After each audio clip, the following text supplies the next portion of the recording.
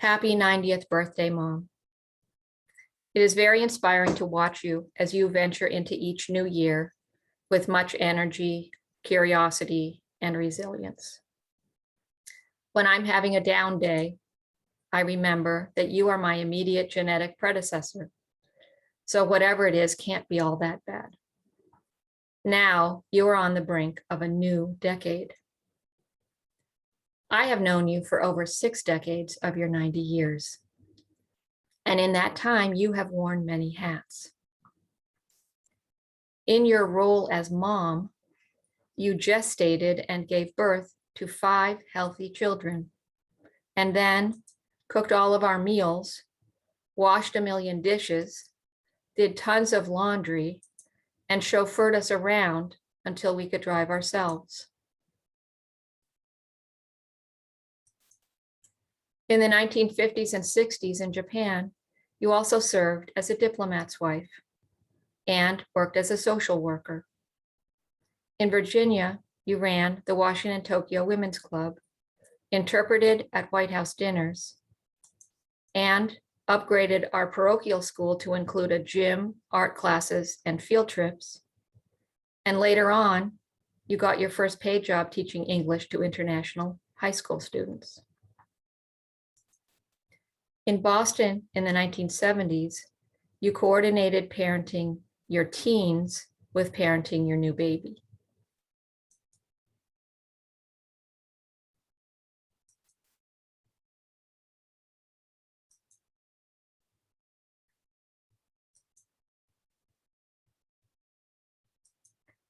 And made room in our house for a series of international exchange students.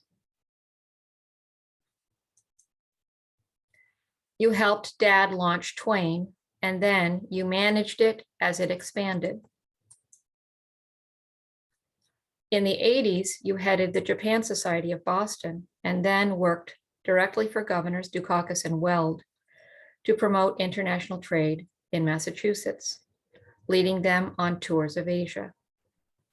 Meanwhile, you also traded in your first husband for a handsome gentleman who put a spark in your eye and a dance in your step.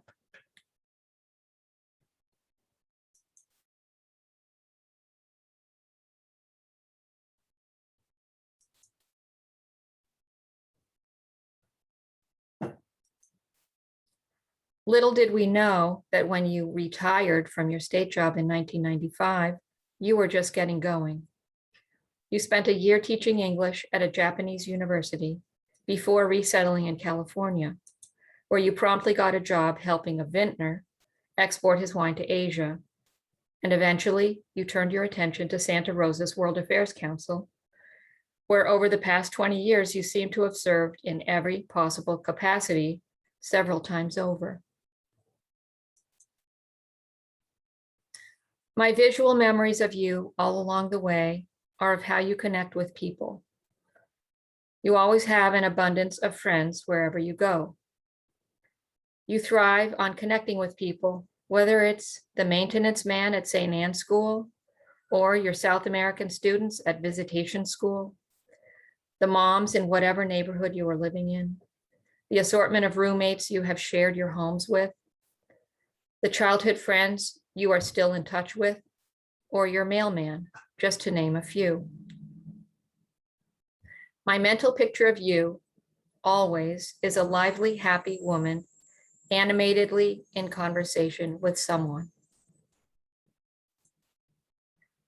You are strongly connected to your children as well.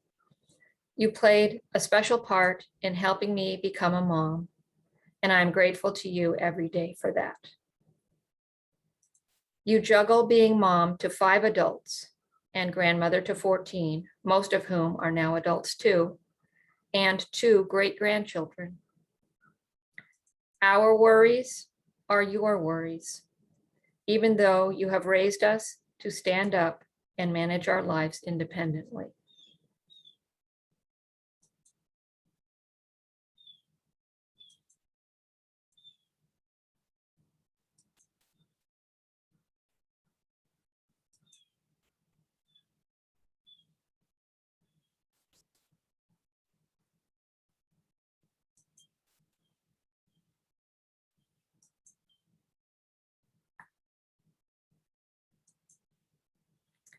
It has been the strange gift of the pandemic that we now Zoom regularly and connect in a new way.